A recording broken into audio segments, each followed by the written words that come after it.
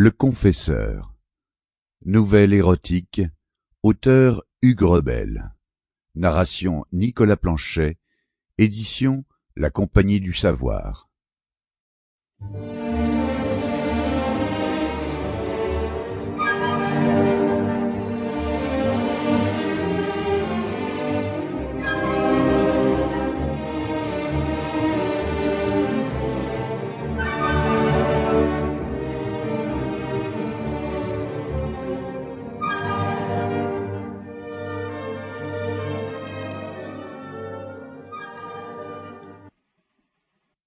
La princesse Bathory était dans un grand émoi depuis qu'elle avait perdu son chapelain. Il avait quitté ce monde en odeur de sainteté, mais d'une façon si brusque, si inattendue, qu'on ne put songer avant le dernier soupir à lui donner un successeur.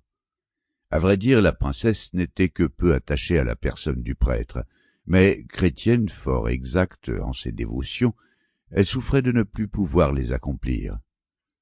Le château de Siebenstein qu'elle habite durant la belle saison, bâti sur une haute montagne, est d'un abord difficile, et à l'époque de notre histoire, il fallait plusieurs heures pour se rendre du vieux parc à l'église la plus proche. Il était facile, par contre, de revenir à Vienne, mais une fois qu'Élisabeth Bathory se trouvait dans ses domaines, rien ne la décidait à les quitter avant l'automne.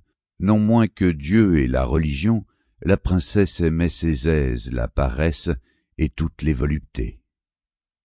Avant d'aller à la messe et d'approcher les sacrements, elle se résigne donc à attendre l'arrivée d'un nouveau chapelain.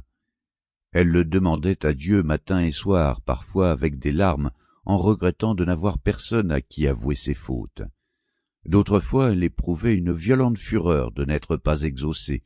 Elle battait ses femmes et passait sa colère sur les épaules et les jambes de ses paysans. La princesse était d'une jeunesse si épanouie, de formes si achevées, d'un charme de visage si séduisant, elle avait des manières si libérales et magnifiques qu'on supportait sans trop se plaindre ses brutalités.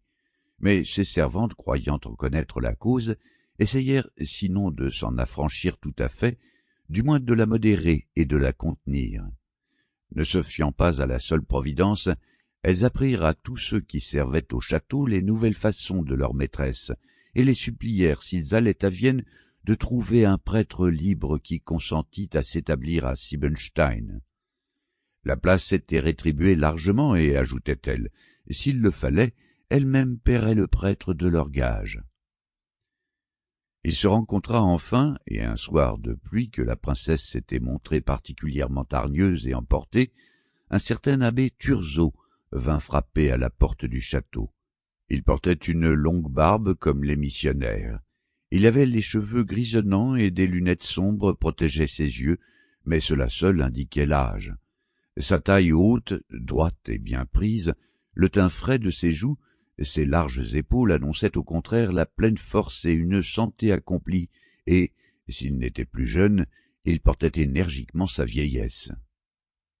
Élisabeth Bathory, à laquelle on avait déjà annoncé la venue du prêtre, lui fit le meilleur accueil, et Ursula, l'une de ses femmes de chambre, fut chargée de le conduire à son nouvel appartement pour qu'il y fît toilette avant de venir souper. Il devait habiter assez loin de la châtelaine, dans un corps de bâtiment opposé à celui d'Élisabeth. Aussi, comme on pénétrait dans l'antichambre, Ursula, après avoir tourné la tête, se crut assez en sûreté pour lui donner ce singulier avertissement. « Seigneur abbé, s'écria-t-elle, ne restez pas à Siebenstein, sinon vous mourrez comme est mort notre vénérable chapelain. »« Comment est-il mort ?» demanda le prêtre. « Sous les coups de la princesse, » répondit à voix basse Ursula, comme si elle craignait de laisser échapper cet aveu. Le fait, entendant du bruit à l'extrémité du vestibule, elle se hâta d'allumer les flambeaux, de ranger les 3 chambres destinées depuis 200 ans au chapelain de Siebenstein, et elle se retira précipitamment. Le prêtre ne parut pas trop s'émouvoir des paroles d'Ursula. « Ce ne sera pas moi toujours, murmura-t-il entre ses dents, qui mourrai sous les coups de cette femme. » Cependant il acheva tranquillement sa toilette, et déjà il quittait son appartement lorsqu'il aperçut une grande tache brunâtre sur le parquet. Il se baissa un instant pour la considérer de plus près, et, tout à coup levant les yeux sur la Sample complete. Ready to continue?